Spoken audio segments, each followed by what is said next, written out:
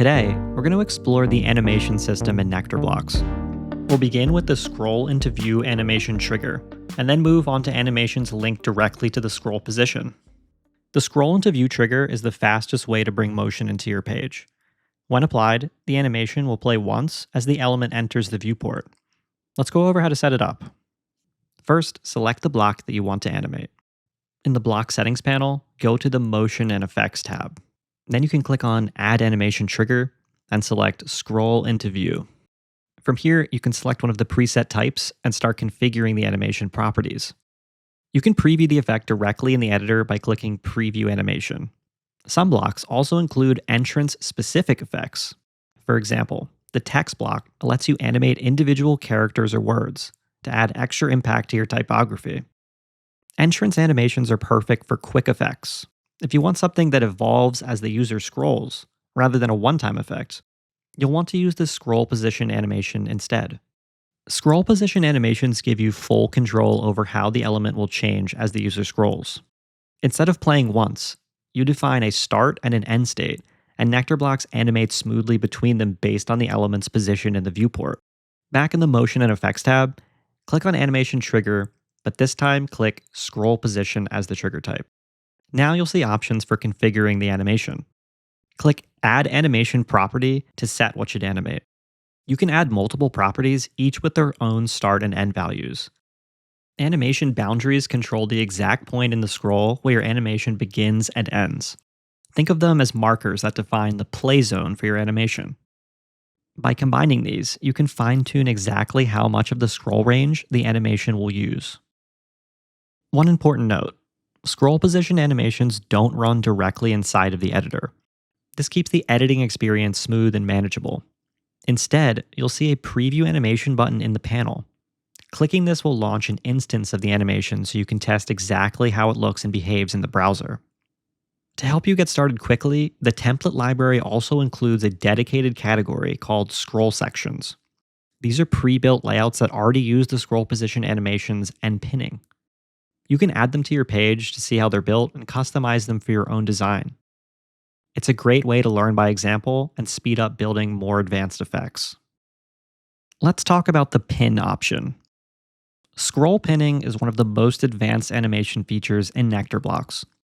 When enabled, the block will stick in place as the user scrolls, and the animation plays out across that pinned duration. This is ideal for storytelling or step-based animations. The pin option can only be applied to a root-level row block.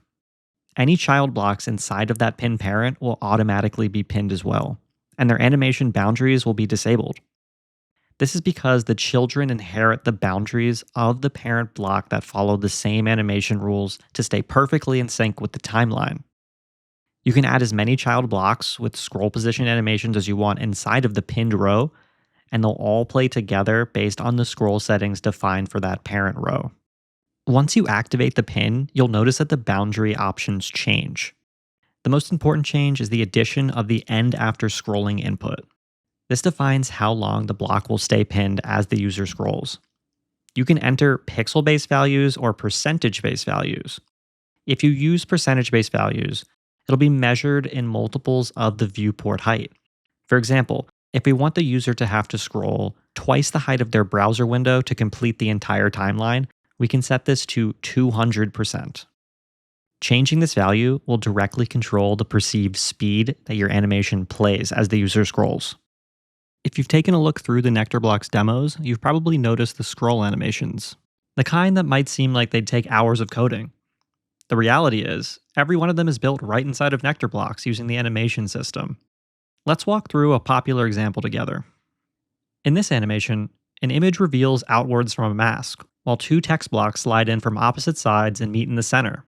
It looks advanced, but it's surprisingly straightforward once you break it down. Let's talk about the structure.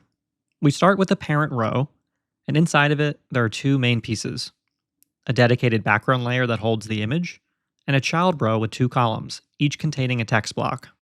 The reason we dedicated a layer for a background is simple. We wanted full independent control over it for the animation. Instead of applying a background directly to the row, we created a new row and positioned it absolutely. It's stretched edge to edge by setting all of the sides to 0. Visually, it looks identical to a standard background, but now it's its own element. We then added a background image. On this layer, we added a scroll position animation. For the starting state, we applied an inset. This acts as a mask, effectively clipping the image inward. For the ending state, we animate that inset back to 0, revealing the image fully. When setting up starting states like this, it helps to use the Preview Starting State option. That way, you can see exactly what the values you're working with will look like directly inside of the editor. For the text blocks, we also added scroll position animations to each one. On the left text block, the starting state is set to a translate X offset of -50%, moving it just off the left side of the screen. Using the preview confirms it's fully hidden. For the right text block, we have the offset set to a +50% on the x-axis. This pushes it to the right side off the screen. Again, previewing it shows it's correctly hidden before animating in. If we preview the page now, the animations technically work, but they play out as you scroll past the section. What we want is to pause the scroll, play the animation timeline in place, and then continue scrolling afterwards. To do that, we can select the parent row and enable the pin in the scroll position. Now, all of the child animations are synced to that pinned timeline. Here we've set the end after scrolling to 150%. That means it takes 1.5 times the height of the viewport for the animation to play out.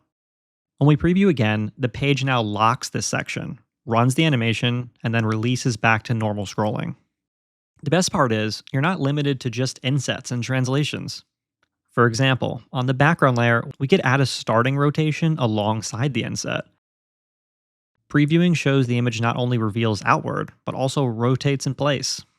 This flexibility comes from the fact that most CSS properties are supported as animation properties.